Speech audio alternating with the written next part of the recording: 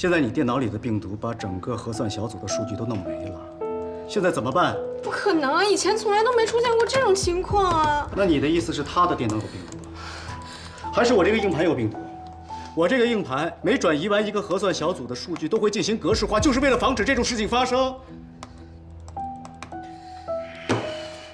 算了算了，现在先不争执这些了，没意义。关键是这些数据，最晚明天早上我要拿到，你们熬夜也要完成。你等一下，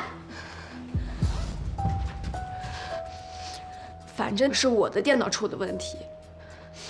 你让他们都走，我保证明天早上把数据给你。我都可以，你们自己商量。